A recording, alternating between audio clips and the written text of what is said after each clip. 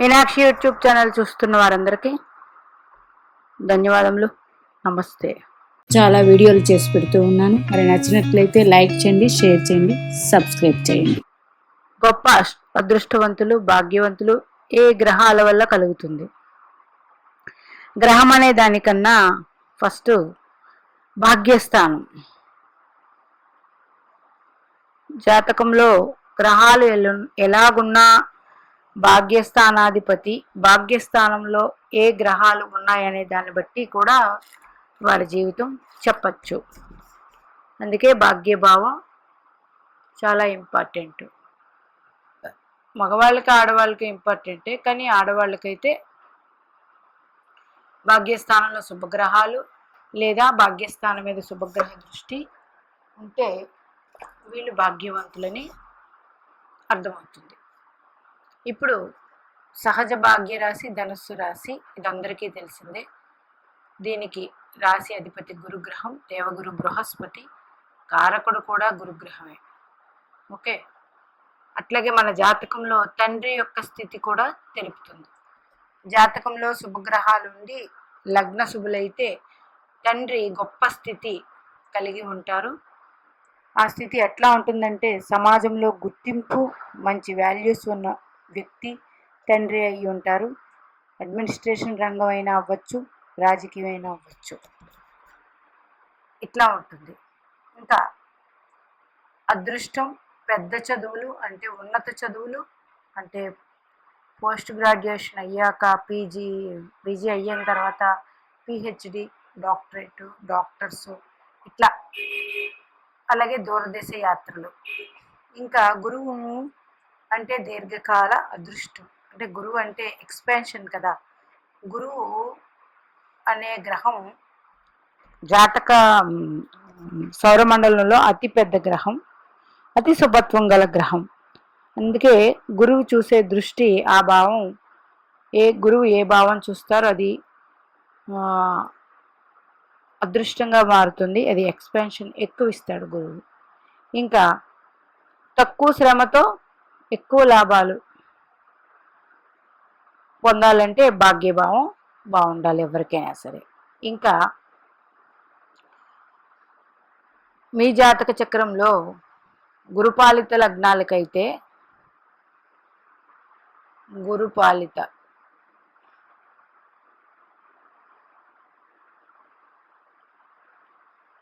లగ్నాలు అయితే గురువు పాలిత గ్రహాలే అంటే గ్రహ రాశులు అవుతాయి. ఎట్లాగంటే ఇప్పుడు మేషలగ్నం అనుకోండి, గురుగ్రహమే భాగ్యాధిపతి. అట్లాగే మేషం తర్వాత కర్కాటక లగ్నం గురువే అవుతారు భాగ్యాధిపతి. సింహ లగ్నానికి కుజుడు అవుతారు. ఓకే, తర్వాత వృశ్చిక లగ్నానికి భాగ్యాధిపతి రవి అవుతారు. రవి 1 2 3 4 వృశ్చిక లగ్నం అయితే భాగ్యాధిపతి చంద్రుడు అవుతారు. ధనుస్సు లగ్నం అయితే రవి అవుతారు. ఇంకా మీన లగ్నం అయితే కుజుడు అవుతారు. అంటే గురుపాలిత గ్రహాలే, గురుపాలిత లగ్నాలకి గురుపాలిత గ్రహాలే భాగ్యాధిపతి అవుతారు. శనిపాలిత లగ్నాలకి శనిపాలిత గ్రహం భాగ్యాధిపతి అవుతారు. ఇప్పుడు అందరికీ తెలిసిందే, ఏ గ్రహం అయితే ఉంటుందో మనకి ప్రతి భావానికి ఆ గ్రహం ఏ ఇల్లుని ఆక్యుపై చేసింది అన్నది చూసుకుంటాం. భాగ్యాధిపతి మిత్రరాశుల్లో కానీ స్వరాశుల్లో కానీ ఉండి లేదా ఉచ్చులో ఉండి ఉన్న, అంటే మీరు పుట్టినప్పుడు మీ భాగ్యాధిపతి గురుపాలిత గ్రహం అయితే గురుపాలిత రాశుల్లో ఉన్నారా, అది ఏ భావం అయినప్పటికీ. శనిపాలిత గ్రహం అయితే శనిపాలిత రాశులు, అట్నుంచి ఇటు అయినప్పుడు కొంచెం అదృష్టం వైజ్ తక్కువ ఉంటుంది. గురుపాలిత లగ్నాలకి భాగ్యాధిపతి గురుపాలితుల్లో రాశుల్లో ఉంటే అదృష్ట జాతకం అది. ఇలా ఉందేమో చూసుకోండి. శనిపాలిత లగ్నాల వారికి భాగ్యాధిపతి శనిపాలిత రాశుల్లో ఉంటే అదృష్ట జాతకం. అట్లాగా ఉంటుంది. అంటే ప్రియారిటీ తీసుకుంటే 100%, 50%, 80 ఇట్లా అనమాట. అట్నుంచి ఇటు ఉందనుకోండి, ఇప్పుడు భాగ్యాధిపతి మేష లగ్నాన్ని భాగ్యాధిపతి గురుడు వెళ్ళి దశమంలో నీచి పుట్టాడు అనుకోండి, అంటే మకర రాశిలో. భాగ్యాధిపతి ఎవరికి కూడా నీచ పొందకూడదండి, అది కొంచెం బ్యాడ్గానే చెప్తాం. రెండోది, ఒకవేళ నీచి పొందితే ఆ రాశి అధిపతి ఎవరో ఆయన స్వక్షేత్రాల్లోనూ, ఉచ్చక్షేత్రంలో, మిత్రక్షేత్రాలు ఉంటే భాగ్యాధిపతి కొంతవరకు మీకు మంచి చేస్తారు. అట్లాగా భాగ్యాధిపతి నీచి పట్టకుండా. కానీ గురుడు నీచి పట్టిన జాతకాలు కూడా చాలా బాగుంటాయండి. కాకపోతే కొన్ని విషయాల్లో అది భాగ్యాధిపతి అయ్యారు కాబట్టి కొన్ని విషయాల్లో ప్రాబ్లమ్స్ ఇస్తారు. ఇట్లా అనమాట, భాగ్యాధిపతి నీచ పట్టకూడదు. ఇంకపోతే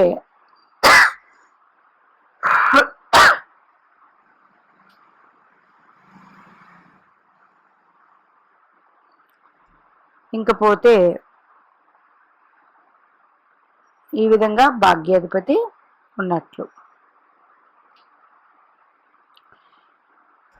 ఇప్పుడు భాగ్యాధిపతి ఏ రాశిలో ఉంటే ఆ రాశిని ఆక్యుపై చేస్తారు కాబట్టి ఆ భావం బాగుంటుంది.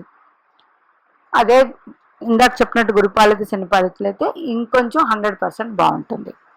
ఇంకా రవి ఉంటే భాగ్యాధిపతి రవి అయ్యి భాగ్యస్థానంలో ఉంటే అది గురుపాలిత రాశి అయితే మంచి సపోర్టివ్గా ఉంటుంది. చంద్రుడు మంచి ఆలోచనలు కలిగి ఉంటారు, అదృష్టం వెన్నంటి ఉంటుంది చంద్రుడు ఉన్న వాళ్ళకి, ఎందుకంటే ఇవి సహజ శుభగ్రహాలు. బుధుడు ఉన్న వాళ్ళకి మంచి మాటకారితనం, చాతుర్యంగా మాట్లాడతారు, బిజినెస్ చేస్తారు, ఆ బిజినెస్ కూడా అదృష్టం బాటలో నడుస్తూ ఉంటుంది, దైవభక్తి ఉంటుంది, దైవ చింతన ఉంటుంది శుభగ్రహాలు ఉన్న వాళ్ళకి ఎక్కువ.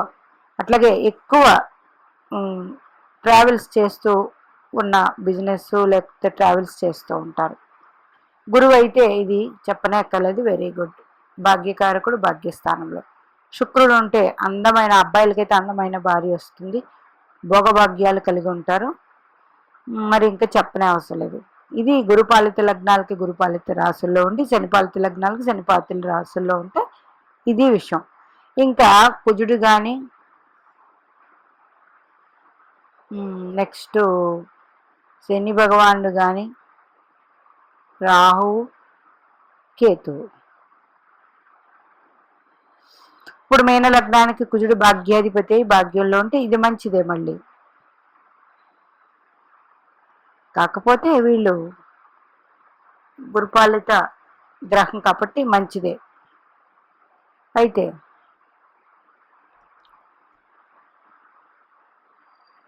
చిన్నపాటి కుజుడు, ఇప్పుడు ప్రతి గ్రహానికి కారకత్వాలు ఉంటాయి కదండి, కారకుడు వేరు, భావాలకి కారకత్వం. కుజుడు అంటే ధైర్యం, సాహసం, గొడవలు, కొట్లాట్లు, ఓకే, ఆటలు అంటే స్పోర్ట్స్, ఇట్లాంటివి సంబంధించిన ఏదైనా ధైర్యానికి సంబంధించిన ఉంటాయి. మరి కుజుడు ఉన్నప్పుడు కుజుడు తాలూకా పవర్ కూడా ఉంటుంది కాబట్టి భాగ్యస్థానంలో ఉన్నప్పుడు చిన్నపాటి దోషం ఉంటుంది. శని భగవానుడు ఉంటే భాగ్యం అనేది స్లోగా ఉంటుంది, ఎందుకంటే శని భగవానుడు స్లో ప్లానెట్ కాబట్టి. రాహు ఉంటే భాగ్యస్థానంలో ఒక రకమైన చిన్న దోషమే. కేతు ఉంటే ఆధ్యాత్మిక చింతన ఎక్కువ ఉంటుంది.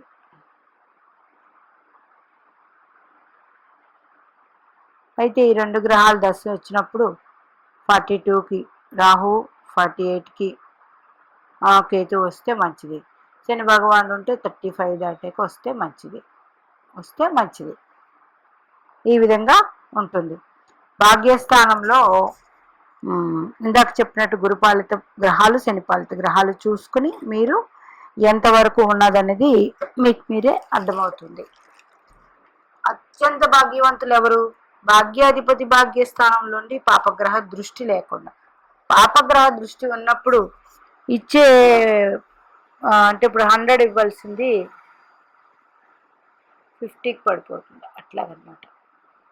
అట్లా ఉంటుంది. అదే ఆ లగ్నానికి పాపగ్రహం చూసిన ఆ లగ్న శుభుడైతే మళ్ళీ వేరేగా ఉంటుంది.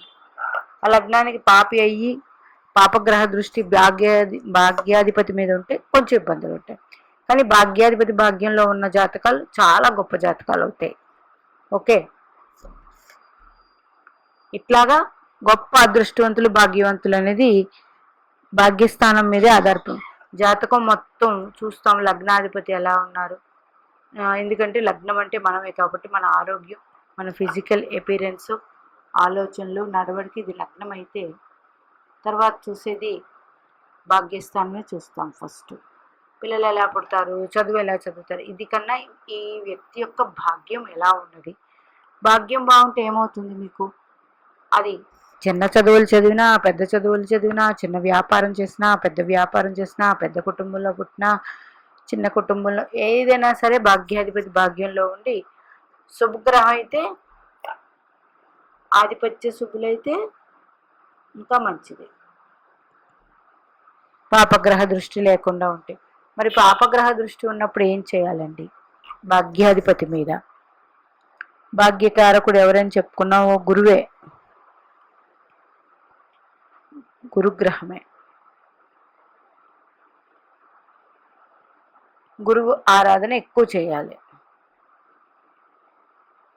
ఎక్కువ చేస్తే మంచి అదృష్టం దాని అంతటదే మారిపోతుంది.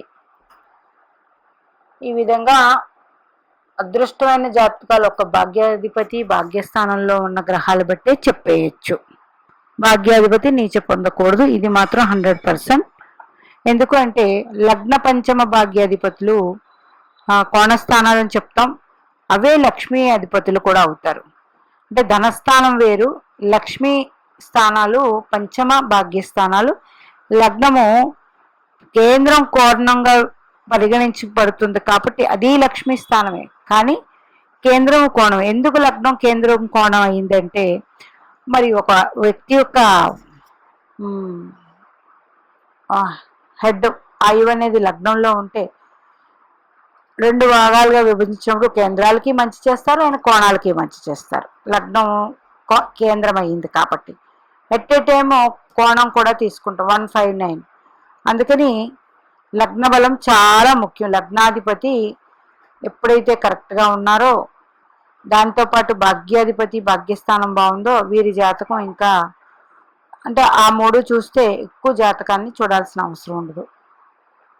అట్లాగా ఉంటుంది. ఆడవాళ్ళ జాతకంలో భాగ్యస్థానాన్ని శుభగ్రహాలు చూడాలి, నైసర్గిక శుభగ్రహాలు లేదా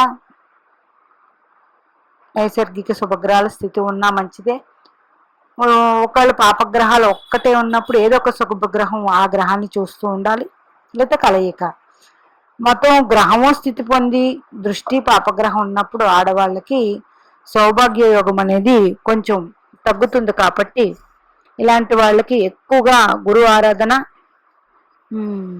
గౌరీదేవి ఆరాధన చేయిస్తే మంచి యోగవంతమైన ఫలితాలు ఉంటాయి. భగవంతుడిని కోరుకుంటే ఇవ్వలేనిది ఏముంటుందండి. మరి మీనాక్షి దేవి ఆశీస్సులు మనందరి మీద ఉండాలి కోరుకుంటూ నమస్తే.